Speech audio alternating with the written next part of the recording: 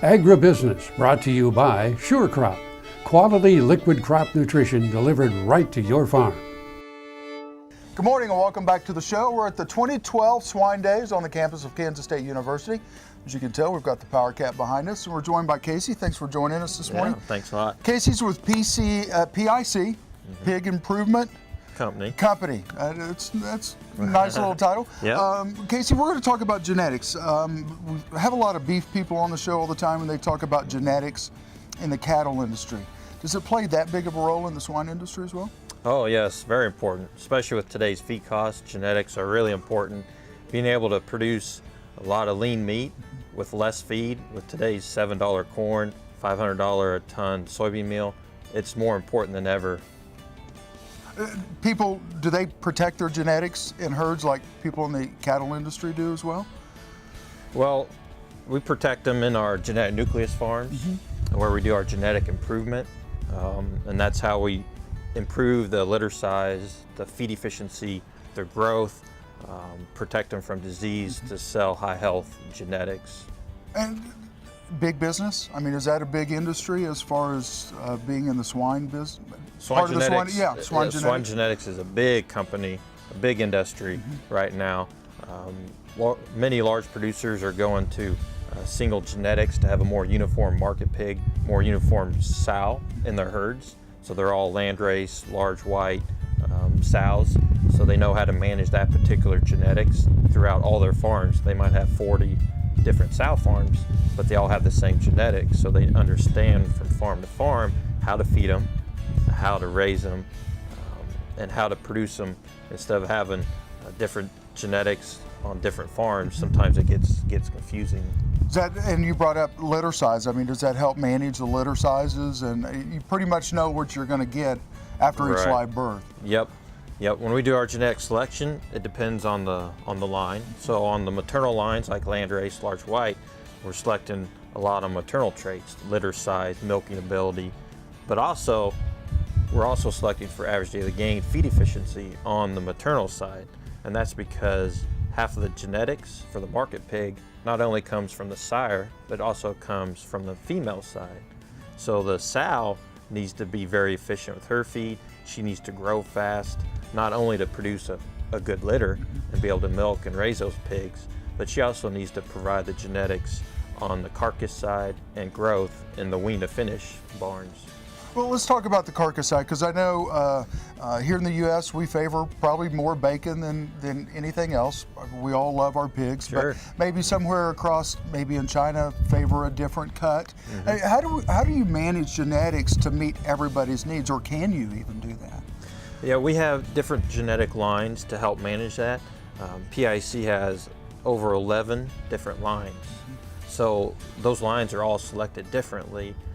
So we can help with different parts of the world with their different niche markets, and so that's how we try to do that is having a wide genetic base, different genetic lines or breeds, because certain breeds do better in different environments, and so that's how we try to improve that to help our customers, no matter in the U.S. or if they're in the Philippines or in Europe. Well, we're going to take a quick break, Casey, if that's all right. And when we come back, can we talk about a little bit about nutrition? Sure, that'd be all great. Right. You're watching Ag AM in Kansas, and we'll see you in just a minute.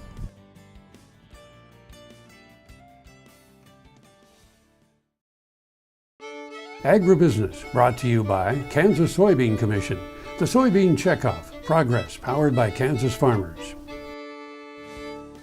Welcome back to the show. Casey, thanks for staying with us. Yep. Before we went to break, we were talking a little about genetics, but we're going to talk something you probably know a little bit more about. It seemed like you know a lot about genetics, but nutrition. And you brought up, $7 corn, soybean meal, all of it's at high cost.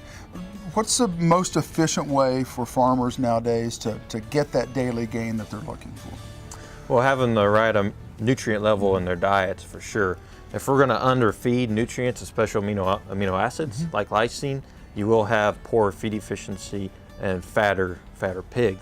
So first of all, the amino acid level is key to get that most genetic improvement, because we can do all the genetic improvement in our farms, But if our customers can't realize that on their farms, then it's no good. So we got to make sure that we feed them right, amino acid levels, vitamins and minerals, calcium and phosphorus, to really get the genetic potential out of these pigs.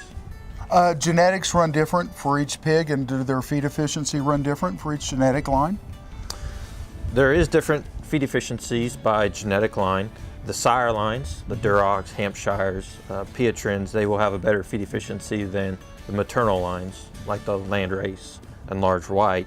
But hopefully when you breed those together and have the market pig, the crosses will help on both sides, the maternal and the sire, and give you really good feed efficiency. And you brought up something, and I want to ask this because I haven't got to ask this today. What's the market looking for nowadays, do you think? Today's market is really going after more of a heavier carcass weight. Producers get paid on carcass. They don't get paid on live weight anymore like they used to.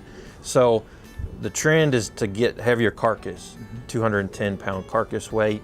And so as a genetic company and working on the technical service and the nutrition side of the business, we're really working with our customers to have fast growing, lean pigs to get that carcass weight, because that's what they're going to get based on. That's where the trend is.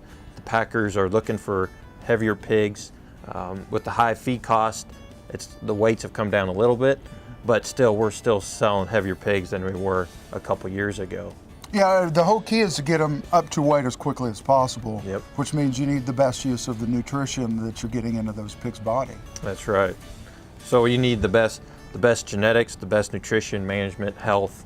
All those areas are needed to get those pigs to cost-effective weight for your operation. How many days are we talking about? We've got about a minute left here, Casey. How many days are we talking about off wean to 210?